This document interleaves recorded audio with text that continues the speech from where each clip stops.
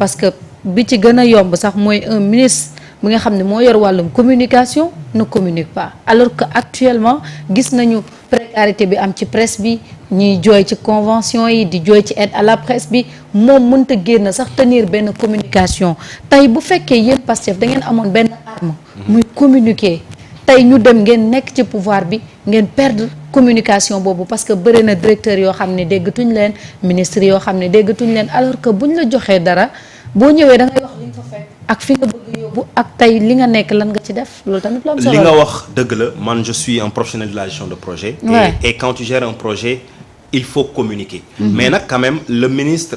de la communication il communique à travers man je suis un démembrement genre TDS démembrement ministère de la communication bu ma ñëwee di communiquer c'est comme si ministère mooy communiquer et pas plus tard que hier il a fait une émission au niveau de la RTS maintenant nag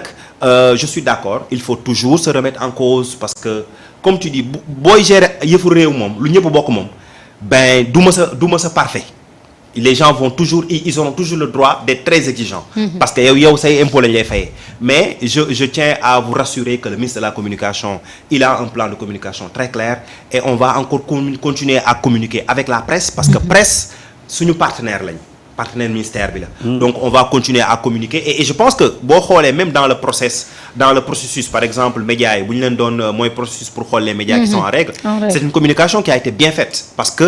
balaa ñuy jël benn truc il est sorti pour expliquer lu tax ñu def ko bu liste bi génnee il est sorti pour expliquer donc je pense mais léegi fa la yem kenn déggaatul dara ci mbir mi waaw mais moom xam nga nag wax dëgg yàlla ñun ñoo ko war a jàppale et on est en train de le faire parce que il est dans beaucoup de choses il doit gérer le casse il ne gère pas seulement la communication xam nga yéen presse da ngeen fiire da ngeen bëgg yéen ñu leen di wax seen kase mais il ne gère pas que ça c'est le ministre des télécommunications donc en fait pour dalal sa xel rek le ministre aujourd'hui va continuer à communiquer boo leen ko gisul en personne di ngeen gis ñu mel ni man di ngeen gis ñeneen ñoo xam ne ils vont communiquer pour encore une fois wax tout le bon travail qu'il est en train de faire mais communiquer wul nag Abdou Aziz da nga jégal ma nag mais bon xam nga soo déggee man la communiquer wul ce ministre de la communication moom moo fi génnoon wax ci impôts yi nga xamante ni les patrons de presse yoreel nañ ko état bu Sénégal war ko fay tey jii ñun benn presse xamul ba xam ñii dañu fay ci suuf wala dafa am benn négociation bu dox entre ñoom comme dañ ñu ko annoncé woon ni ñii dañu war a fay li gënoon raisonnable mooy ñu dellu si ni impôt bi kat ñii waxtaan nañoo ak ñoom jot nañu xool nan la ñuy def ba mën a fay impôt bi muy benn ñaar da nga jël ay médias nga teg leen nga ni ñii ñoo nekk en règle ñii nekkuñu en règle tey bu ñu demee ba fii war nañu mën a xam liste finale bi ñen ñoo nekk en règle war nañu mën a xool nan la ñuy def vraiment pour jàppale presse bi xool nan la ñuy def ba redresser ko loolu tamit benn la ci en plus de cela tey précarité bi ci presse bi ñëpp ñu ngi koy dund tey moom war a mën a indi ay leeral ci lan moo waral sax tey subvention yi génnul lan moo waral aide à la presse bi tak ak yeneen yi nga xamante ni tey moom le ministre moo war a ñëw reeral ko waaye tey jii du man du peut-être yow nga am ci dara ñu xam exactement problème mu impôt yi fu mu toll problème mu presse bi ñan ñoo nekk en règle ak ñan ñoo nekkul en règle parce que ñi inscrire waxoon nañ ñu ko ñii ñoo nekk en règle mais ba tey kenn mënu la situé wu fenn waaw en fait mooy li ma wax sànq rek le ministre moom xam nga il gère une équipe donc doo ko gis nag il peut pas faire partout di moom di communiquer il a une équipe donc moo tax ma ne la loolu ñun suñu responsabilité ñun ñii tamit di nekk ci ñoo xam ne ñu sommes sous sa tutelle ñoo war a aussi di génn di communiquer communication du doy je suis d'accord surtout quand tu gères un ministère de la communication mais ngeen xam ne aussi pour répondre à ta question par rapport ak organe de presse yu fay xam nga c'est pas communication dafa am heure bu ne boo koy joxe ak foo ko war a joxe d'accord donc je pense que si on juge nécessaire que c'est pas important di génn naan kii fay na wala fayul ben c'est parce que mais yaa ñu ko annoncé woon waaw d'accord encore une fois xam nga communication dafa am objectif dafa am objectif dafa am aussi temps boo koy def mais juste pour dire que en tout cas li ma mën a wax daal pour dalal les organes de presse mooy le ministère de la communication seen partenaire la nous suñu objectif c'est vraiment de créer un cadre pour médias yi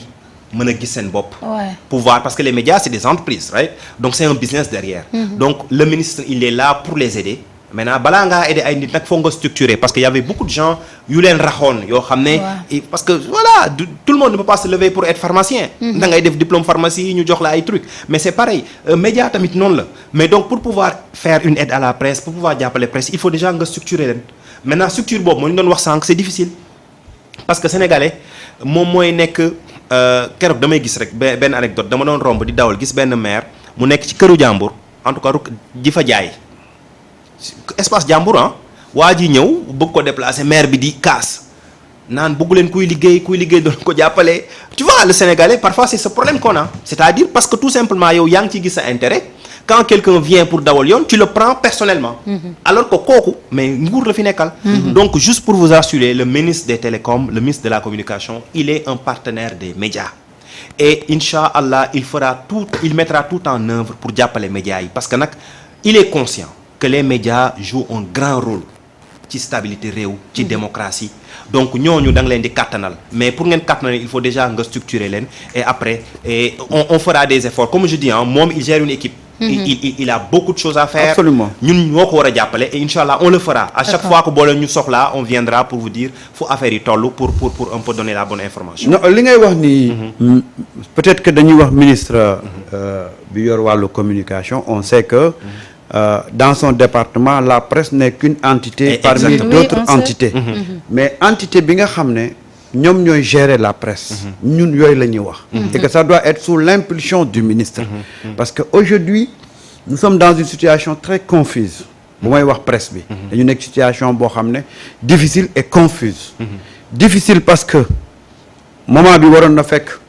ñu commencer di joxe des publicités bu dul sax convention wala subvention ñu commencer joxe ay publicités parce que ça fait nourrir la presse deuxième chose aujourd'hui on sait pas ban presse moo war a continuer ban presse moom la ñu ne warul continuer parce que respecté wul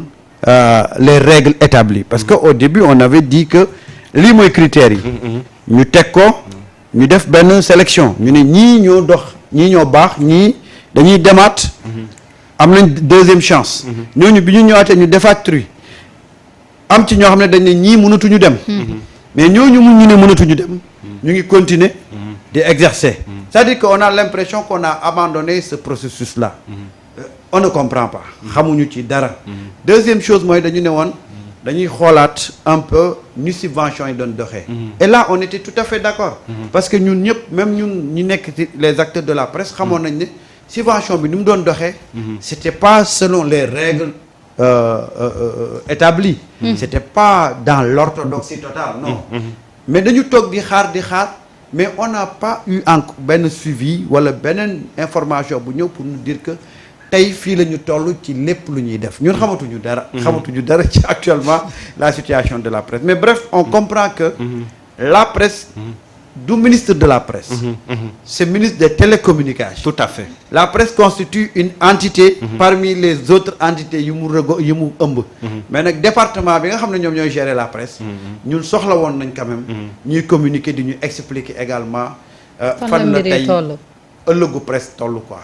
c'est tout ça waaw en tout cas comme je dis ñun on gère structure publique là c'est un ministère on est là pour vous servir donc on est ouvert au feedback quel que soit le travail l'excellent travail que le ministère est en train de faire et je vous assure que le ministère des télécoms est en train de faire un excellent travail quel que soit excellent travail boobu ñuy def ben il y aura toujours des feedbacks on pourra toujours s'améliorer donc on l'entend li ngeen di wax on l'entend ben ça sera ku ko war a dégg dina ko dégg et dinañ ci gën a góorgóorlu parce que encore une fois comme je le dis presse moom partenaire la pour le ministère et on va travailler ensemble pour que sénégalais yi am la bonne information juste mais aussi pour que les professionnels qui évoluent dans ce secteur qu'ils puissent aussi gagner dignement leur vie surtout c'est important alors yaa ngi ci projet bi gunge nga ko agsi nañ ci pouvoir bi